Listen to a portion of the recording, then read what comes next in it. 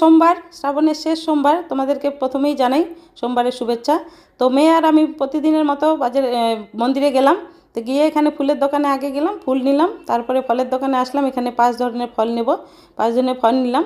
আর এগুলো ওই যে আলু বোখরা। তারপরে তো ওইগুলো নেওয়ার পরে গেলাম মন্দিরে। মন্দিরে গিয়েই দেখি দিদা ওই যে তিলক লাগাচ্ছে।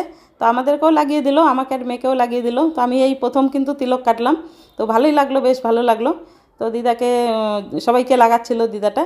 তারপরে এই যে চিরাচরিত তোমাদের কুয়ো, প্রথমে আগে অনেক ব্লকে দেখিয়েছি আমি। তো এই কুয়ো থেকে জল নিয়ে হাত পা ধুয়ে তারপরে আবারও জল তুলে পুজোর জন্য ঘটিতে জল নেব। তো জল তুলতে তো বেশ ভালোই লাগছে।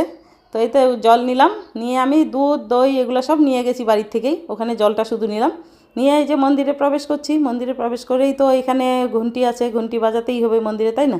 তো এইখানে ঘন্টিটা আমি বাজিয়ে দিলাম। ঘন্টি অনেক দূরের জন্য একটা সুতো বেঁধে রেখেছে, ওই দিয়ে বাজালাম।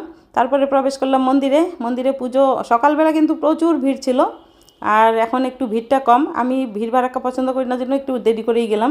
এখানে পুজো করলাম, দুধ দিলাম শিবের মাথায়, দুধ জল গঙ্গা জল এগুলো সব নিয়ে গেছিলাম বাড়ি থেকে। আর ওখানে ফুল আর ফলটা নিলাম, তোমরা দেখতেই পেলে।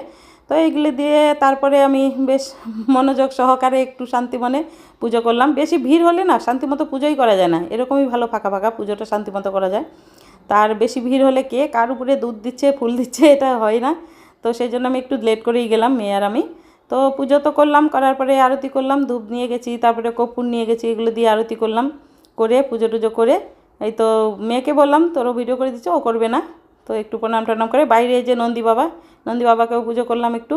আর এই যে জিতা জাগতা একটা নন্দী এখানেও ঘোরাফেরা করছে, ওটাকেও কলা দিলাম খেতে। সবাই দিচ্ছিল, আমিও দিলাম। তো খাচ্ছিল না, সকাল থেকে খেয়েছে না, অনেক ফল টল খেয়েছে। তো ওর পেট ভর্তি, তোর কলা দিলাম।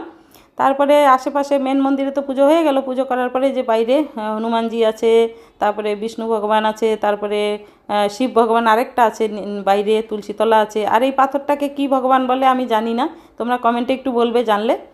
তো আজকে কারা কারা মন্দিরে গিয়েছো কমেন্টে অবশ্যই জানাবে। কারা উপোস রেখেছো আর মন্দিরে গিয়েছো অবশ্যই জানাবে। শেষ সোমবার আজকে শ্রাবণের। তো আমার পুজোটা কেমন লাগলো, যদি ভালো লেগে থাকে কিন্তু লাইক কমেন্ট শেয়ার অবশ্যই করবে। আর যারা সাবস্ক্রাইব করেনি অবশ্যই আমার চ্যানেলটাকে সাবস্ক্রাইব করে বেল আইকনটা প্রেস করে আমার পাশে থাকবে।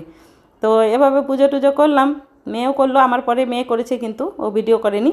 তো বাইরে এই যে শিবলিং বললাম, এখানে এই যে পুজো দিচ্ছি। এভাবেই ভালো লাগে পুজো করতে, শান্তিমতো পুজো করা যায়। বেশি ভিড় হলে একদম পুজো করা যায় না, ধূপকাঠি জ্বালাতে দেয় না, প্রদীপ জ্বালে। তো বাইরে এই যে দিদারা বসেছিল, দিদাদেরকে একটু পয়সা টয়সা দিলাম। আর এখানে খিচুড়ি ভোগ দিচ্ছিলো, ওর বাবার জন্য নিয়ে আসলাম। তারপরে তো চলে আসলাম বাড়ি।